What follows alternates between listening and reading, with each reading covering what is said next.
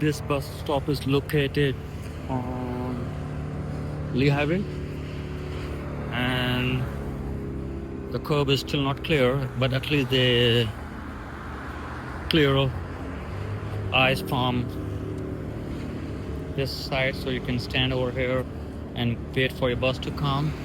And this is route F60 and Q come over here, and still ice is so soft.